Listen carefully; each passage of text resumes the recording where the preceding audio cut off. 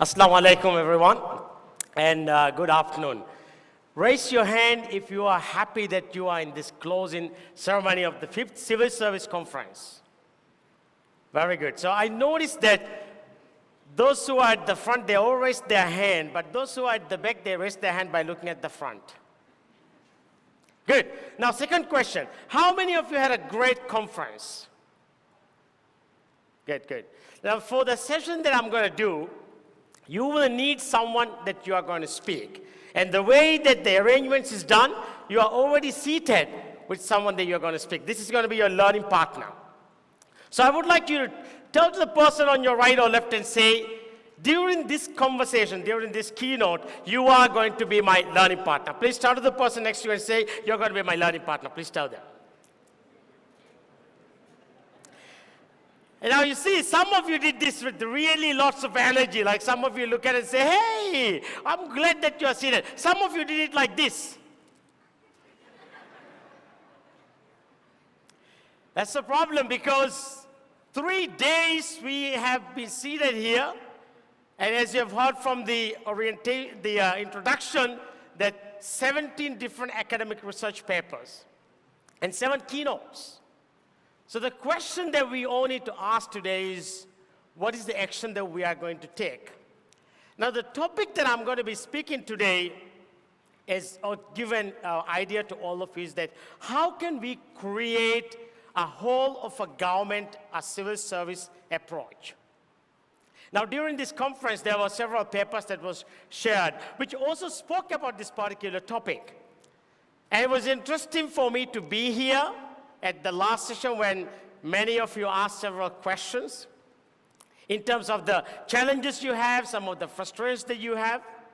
But the interesting thing is that what are you going to do about this particular topic that I'm going to be speaking about? Now, there was a panel discussion which I was not in the room, but I had an opportunity to listen to the recording, which covered exactly a lot of things that will be discussed throughout this keynote. But before I take you further, here's what I would like you to do. How many of you were in the opening ceremony here? Raise your hand if you're in the opening ceremony. Very good. And how many of you were here throughout the last 3 days? Yeah, very good. And I know there are some invitees just for the closing ceremony, which means 95% of you were in this room for the last 3 days. What is one new idea, one new action that you have taken and that you are committed to go and apply back in your atoll, in your cities, in your islands, in institutions, agencies, wherever you work?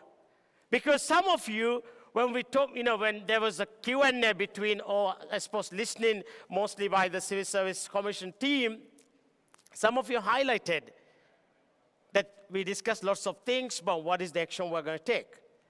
I'd like to turn that question to you.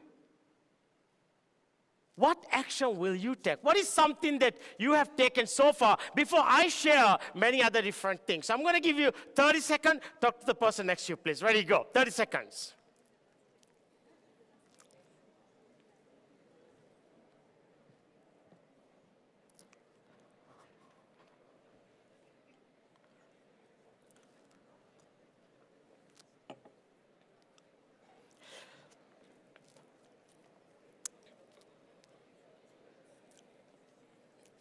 All right, now let me take you through what I'm going to be speaking to, because this is a topic that I believe most of us wants to have done in our organizations. Because imagine a situation whereby when a citizen goes from one council to the other council to get service, or one city to the other city, or one organization to the other. Or, for example, a government ministry whereby you have several agencies, several departments, and the service is seamless. And that happens only when you have a certain understanding, because the question, for example, sometimes we ask is that, how do we perform as individual ministries? A whole government approach is not about how well one ministry performs. It's how well we all performs.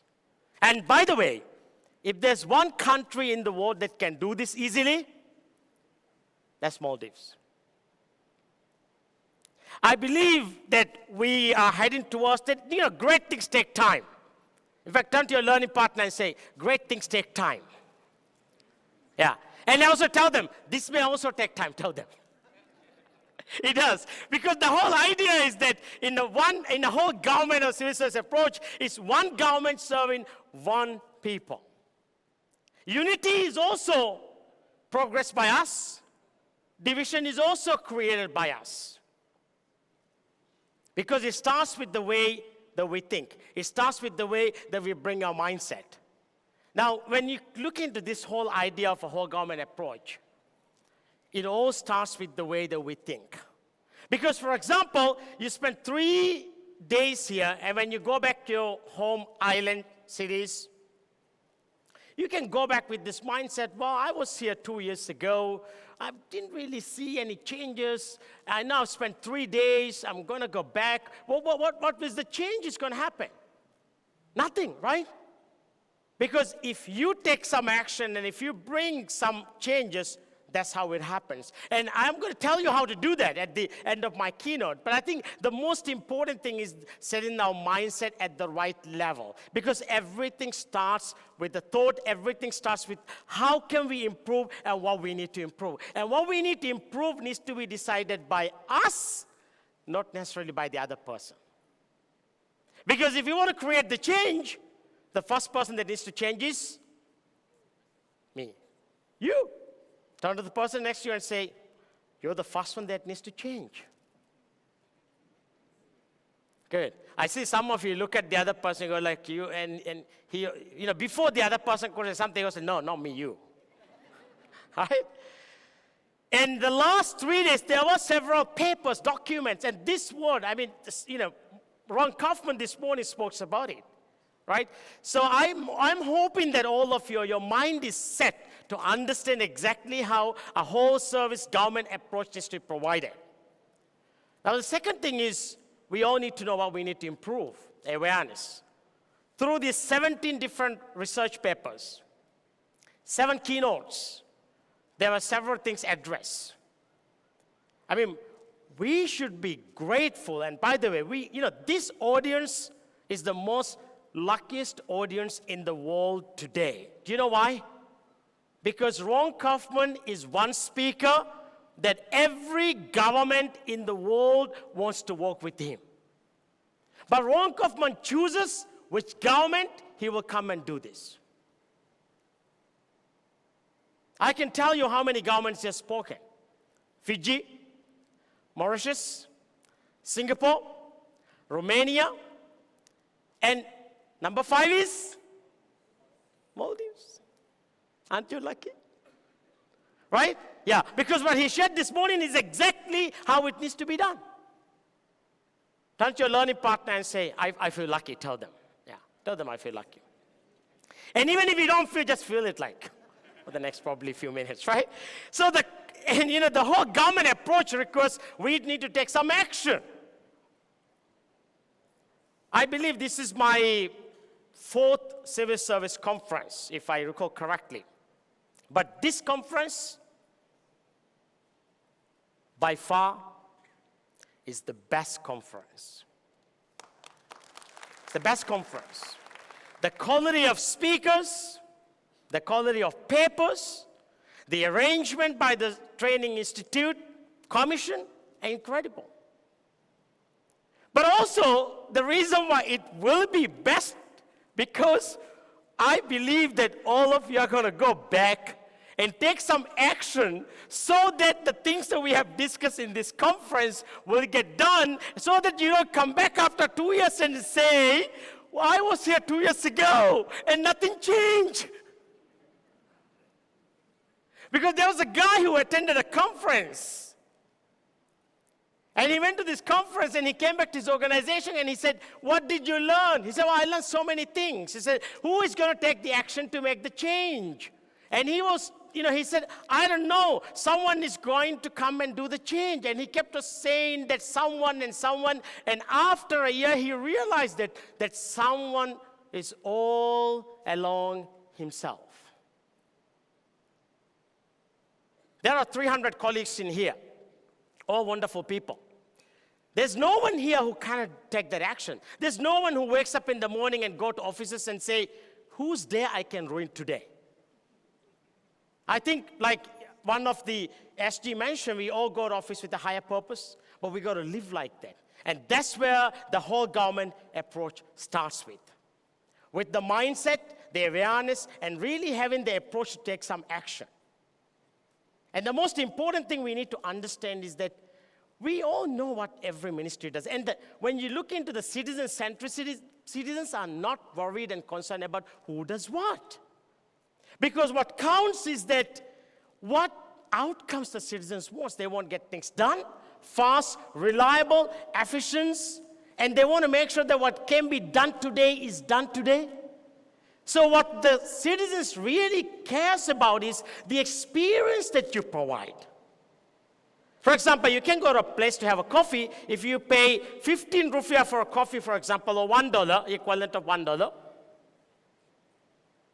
you will get a coffee from a dispense machine, right? And you will get a disposable cup. Would you complain? No, because there you get what is available. But if you pay maybe $4 or $5 for a coffee, you are not just wanting the coffee, you're looking for the experience. So I like to share an example around this that I personally experienced just a couple of months ago. That will help you to understand what experience I'm speaking about. Because we think sometimes that the AI or digitalization is going to solve the problem. No. It's a part of it. If you recall, the opening keynote speaker of this conference said very clearly a great story about how Estonia transformed a small country into one of the digital powers in the world because all the developing countries from the West, from the Europe, from Asia Pacific, they're all going to Estonia to study the story, how Estonia created that. And if you recall in the presentation, the gentleman who presented it, he said that 20% of the entire transformation was all about the digital infrastructure and the digital policies, the governance and the ethics and the values around it. The 80% was all about the citizen experience, the users, right, the reliability, the mindset, the awareness, and making sure that you provide something that people really look for.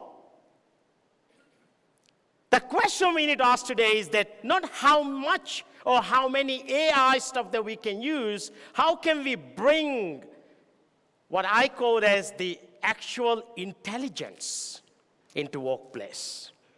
Because you can have AI, digital, but if you don't have the actual intelligence. So what is an actual intelligence? Empathy, listening, caring, a simple smile, right? Even if you ask a question, by the way, you can ask a question having even the joy, right? You don't need to be frustrated when you ask a question. Imagine if 35,000 employees of civil service start smiling from tomorrow onwards. That itself will create this culture we're talking about. That's the foundation. Let me give you a real example of something I've experienced. 1st of June, I applied through an available digital platform, very simple form, to book a venue in one of the venues that are available, and this is a government institution. I'm not going to share the name, but all of you are very smart, therefore you will be able to guess. And even if you guess, don't tell it to the person next to you. Because this kind of example, in this kind of platform, you're supposed to just listen for this particular one. But you will understand the point that I'm going to make today. So I sent the request on 1st of June, and there was no response up until 10th of June. On the 10th of June, I received an email saying, "Dear sir or madam, sir/madam, your request is rejected." I said, all right. I replied to the email saying, "Dear sir or madam, may I know why the request was rejected? Or do you have any other facility available because this particular government institution do have at least 10 different venues available where you could host events. I see some of you go like, I know that place. The story is not over yet. So you see, for example, the problem is when you go in, and by the way, Apanti today I did receive a response to that email. I tried to call, no response at all. But here's the interesting thing. When you go into this form, you can only select the venue, the date, and the details of the event, but it doesn't show which venues are available. Therefore, if the request has been sent, wouldn't it be the actual intelligence of a human being to call and say, hi, sir, I noticed that you have requested for a venue. Unfortunately, that venue is not available, but we do have other 5 venues available on the same day, at the same time, which one you want. That's citizen-centric service. That's the whole government approach. That's what we're talking about. Because AI will not solve the problem unless we as humans, we put our human intelligence forward. Take a deep breath. Ask your learning partner, does that make sense?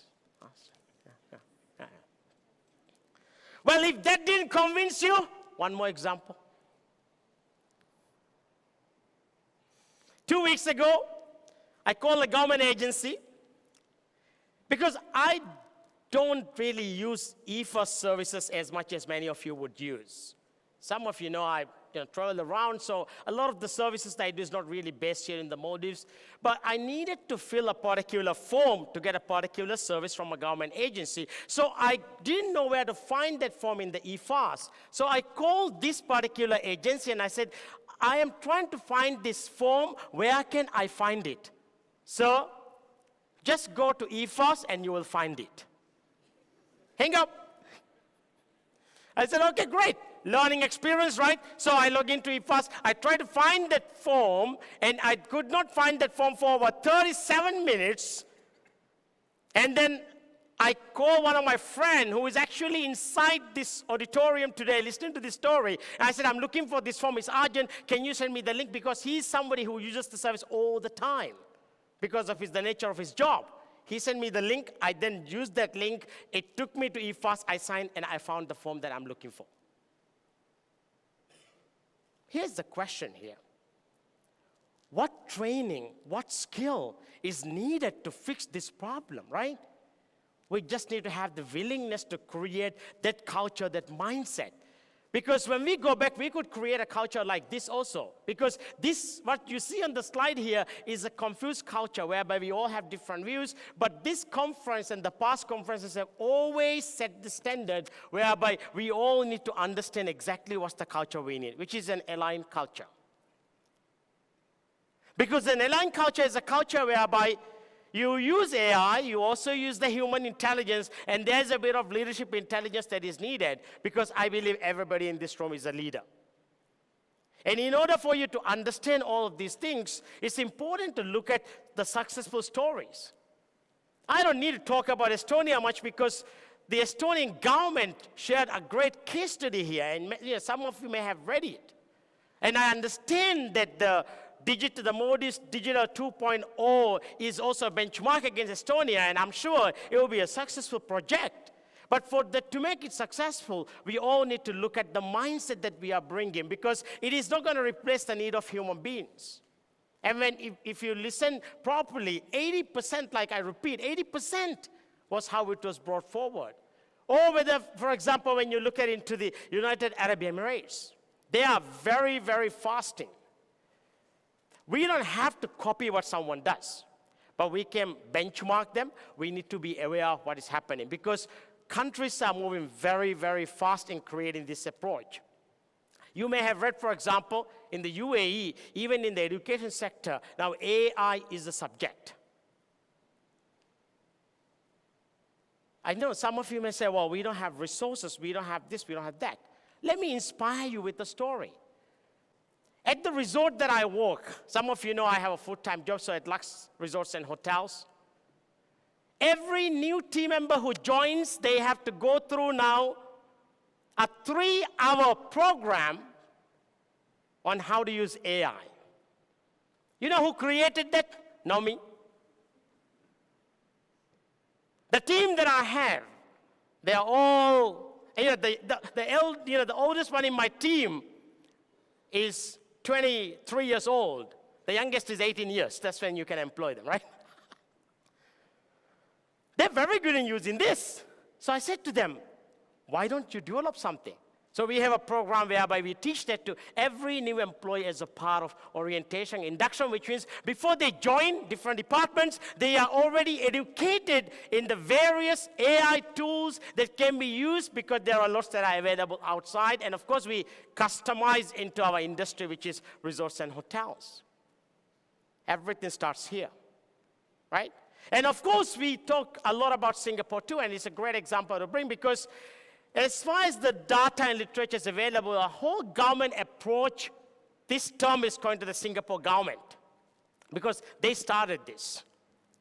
And the whole idea of a whole government approach in Singapore is around, if somebody goes to one agency, is the citizen getting the service from that agency up until the end point, or the agency is leaving a loophole? And to do this, by the way, for example, if somebody goes to your, let's take, for example, an island council. Somebody goes to an island council and say, I need this service. Is there a way I can do this or get this service without going to Male? If your island council response is like this, oh no, we can't help you, which simply means those colleagues do not understand who pays their salary. Because citizen centricity means citizens pay your salary, so you have to understand that. You can't really say no. You could simply say, well, this service is not available, but here's what I can do for you. And here's who I can contact, here's how I can help. Here's the question, what do you need for that? You just need a change in the thoughts and the mindset, right? Because, for example, in Singapore, they have an app called the SingPass. Sometimes it doesn't work, sometimes it fails.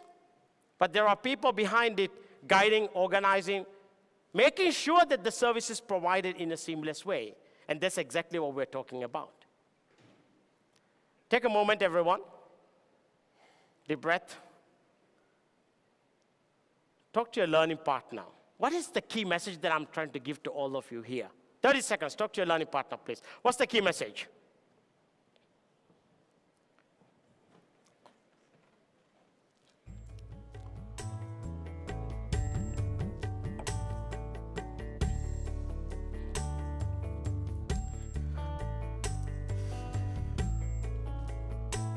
I believe the key message that I'm trying to give to all of you is, the world is moving fast. We don't have time. So let's not complain, and let's not always talk about this person doesn't support, that person doesn't support. The question you need to ask is that, what am I going to do from tomorrow onwards, because you are a leader in this room? What actions will you take? Because nothing was ever done like in real time just after a conference. Somebody has to take the action. Because for that, you need that leadership mindset. And I'm going to give you what I call as the 7 service leadership principles that we all need to take, so that you can create this culture whereby if a citizen goes to one agency, the service gets done.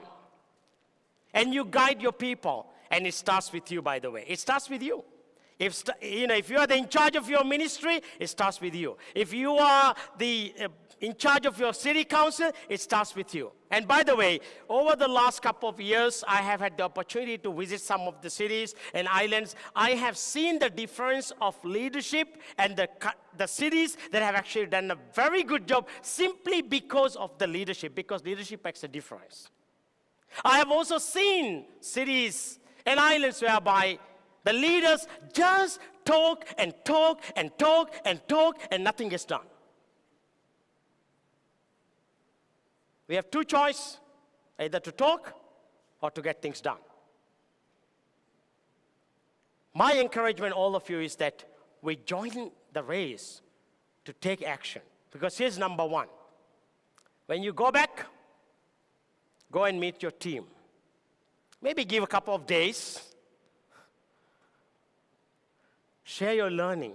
Tell them that every service that we provide in this agency needs to be the very best. Let me ask a question. How many of you recently, maybe in the past 3 months, met with one of your teams and said that the service that we provide needs to be the best service? How many of you did that? I know some of you are thinking, I'm thinking to do that when I go back. Yeah, because when you declare, it's like you go onto the stage and say to your people, this city council, this island council, this government ministry, if a citizen comes here, the service needs to be the very best. Don't say no to the citizens. Do this, help them, organize them, right? You have to declare those kind of things. You don't need these things to be written in the civil service guidelines, by the way. Number 2 is, you need to be a role model. First, and not your colleagues, you, me, we need to be role models. Because they are all watching. By the way, you are here now, right? They're speaking about you and saying, oh, my SG went for a civil service conference. Let's see what he will do when he comes back. Yeah, reality of the world, right? Yeah, absolutely. So you have a choice here to go back and do something or do nothing. Because if you don't do anything, after 2 years when you come back, they will say, oh, again? Because our role model creates action and our role model gets the job done. And also we need to, all our government agencies and ministries, we have service charters, we have SOPs, we have the way that we have promised to deliver service. Regularly communicate them, emphasize it to them, and organize so that the people do it. Because you have to remind your people. To be honest, fundamentally, this is our job every single day. Because human beings, we forget. So we need to remind, and you need to be the role model to remind that every single day. And focus on what really measures and what needs to be measured. What you need to really measure is, how are we responding to citizens' complaint? How are we fixing the problem? Do you have number of issues that repeatedly comes to your government agency, department, city councils, islands that you have not sorted out because simply you haven't put the investment and time for it? Because that's what matters. And number 5 is enable and empower your people. Empowerment is one of the most overrated words that is used in leadership. But here what I mean is that when we go back, or when you are back into your ministries, departments, cities, wherever you are heading the next couple of days, when you go back, how are you going to guide your people so that they can take the next action? What guidance are you giving them? That's the reason why I highly encourage all of you, when you go back, give a couple of days, put together a few lessons you have learned from this, and share it with your team, your senior team. They will be inspired, first of all. And that's where you need to start. I get lots of opportunities to go abroad, to conferences and events. When I come back, all the time. I have never missed a single conference where I went, and when I came back, I shared all my learnings with them. And you know what it did to them? They even got inspired to go to those conferences. I went to a conference last year in India, a professional speakers conference. I shared my learning with one of my colleagues. She didn't even tell me that she signed up to go to the conference this year. I found out on the conference day in India, in Chennai. I said, what are you doing here? Did you miss your workplace? That's what you can do to your people. Because they are watching you and you can inspire them.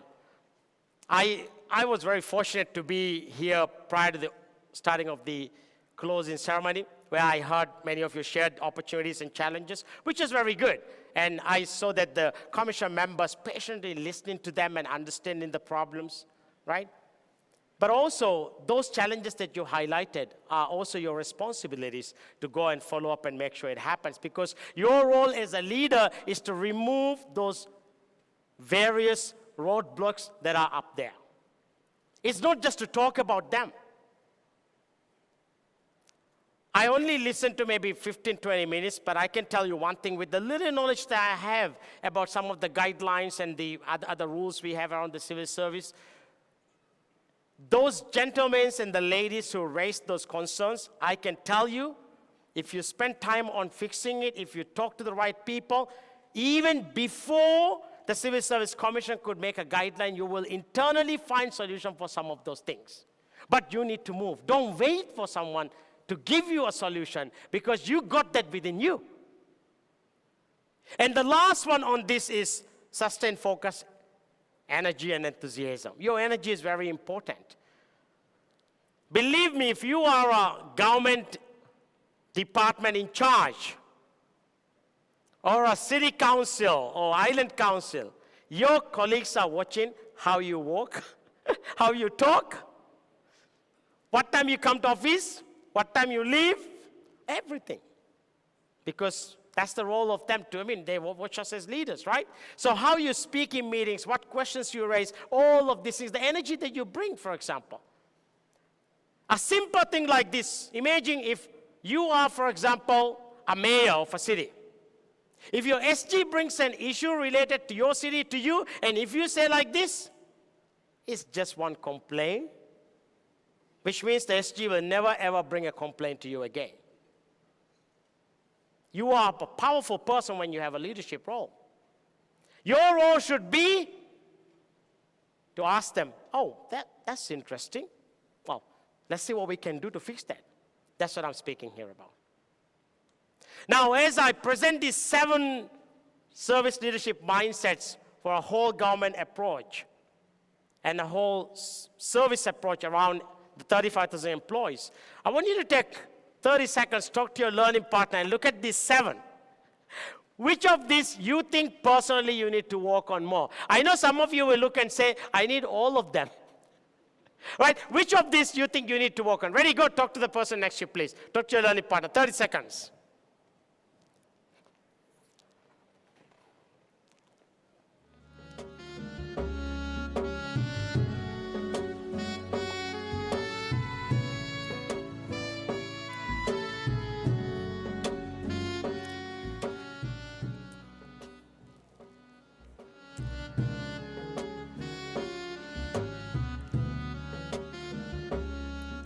And if you didn't find which one you had to work on, I would suggest that you start with number 2. Be a good role model, the rest will follow. And given the time that I have, I like to head towards making some closing remarks around this, because this is a great conference, as all of you noticed. I mean, we took lots of notes and great things. I have personally taken lots of notes around it. It has benefited me, even though I don't work in the civil service, but I'm more of a collaborator that likes to see that one day in our nation we have this sort of approach. And you as the leader, some days are like this, as you see from the screen, very calm, very organized, and then soon you will start seeing some changes. And I know sometimes when you come to office, you may find a change through a memo on the notice board. Have you noticed that? Yeah, of course you will. That's the reason why you need to be a leader, because when you are a leader, you see things like that. You don't simply take that emotion and then you say, I'm not going to do anything. No, what you do is you take a moment, you embrace that feeling, but you have hundreds and thousands of people that are waiting for your command and guidance. Because that's the reason why we are called leaders. All of you here are leaders. And the role you have to do is to go and create that positive one change, one step at a time. We all want to create positive changes, right? There's no one here who doesn't want to create change. I mean, there's nobody who is going to go to work tomorrow. Tomorrow is a public holiday, I believe, right? Yes, and maybe the next day when you go to work, nobody's going to go and say like this. The conference was nice. Let's live how we used to live before. That's a choice you have. Or you could create the change. My belief is that every single one wants to create the change. But then you need to be like this. You need to be a lighting guide for your office, your people. Believe me, for the past 20 years, I've been studying service excellence. I've been writing about it. I've been inspired by, I study companies who does it. I've never, ever seen a story which said like that. My leader was so great, but we failed in delivering in a service excellence approach. Everything I have read said like this. My leader was great, the service was amazing too. My leader was not very good, the service fell apart too. And you will never ever find this in human history, because if you put the effort and the time, it is going to happen. I'd like to share a story that inspired me many years ago. In 2018, I had the opportunity to go to Guatemala, a Central American country. I was a part of an organization called the John Maxwell Team, where they have speakers, coaches, and trainers. I was one of them, invited by the government of the Guatemala. There were about 300 more other coaches together with me, with one of the greatest leadership speaker trainer in the world, John C. Maxwell.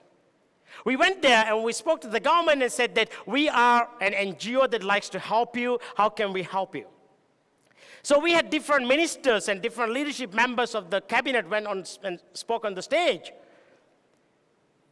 The session which I was in, the Minister of Education at the time of Guatemala went onto the stage. And he said like this, I have 2 years. And I said to my colleague, is he dying? Right? He was sharing his vision. He said, I got 2 years. In 2 years, my vision is that every high school in Guatemala will have a 16-hour value-based leadership program that will be taught across the entire country, and that's where I need all of your help, meaning our help. We started the next day. We trained all the teachers, the government officials, employees. Today, in Guatemala, every high school student who completes the program, higher education program, will also have a 16 hours of value-based leadership certification. Get the idea here, right? So you've got to have a vision to do these kind of things. The same thing from this conference, what is that message you are taking so that you can create this culture that you want? Because one of the interesting things about all of us as human beings is that most of us here, we like to think. We like to attend events. We also like to learn. But the doing part is quite less. The future of the world needs people who do things, not just speak and say that's a great idea. But what is the change that you're going to create? Because the doers are the one who makes the change. That's the reason why, for example, when you look at into the case studies I shared, they've done these things early, and they're already far ahead of the game. And as I close my keynote, what I like to encourage to all of you is that, inspired by the message that my friend Ron Kaufman shared early this morning, we all need to be colleagues that takes personal responsibility. Don't wait for someone to tell you what needs to be done. If you are aware, do it, make it happen, move things, and just get going. So will you all please join me and take your right hand like this with lots of energy and power. And you're going to say this together with me. Ready? Ready? Yeah, ready? Ask your learning partner. Are you ready? Yeah. Very good. Say with me. Ready? 1, 2, 3, go. Take. I see the front first 2, 3 rows. Very good. And the 3, 4 tables. Those who are at the back, they're like, take. We need energy. Ready? Everybody? 1, 2, 3, go. Take. Personal responsibility. And turn to your learning partner and you go like, take personal responsibility. Before I share one more slide, which is the most important slide of this whole presentation, what has been the biggest learning for you from my session today? Please talk to your learning partner, 30 seconds. What's the biggest learning for you?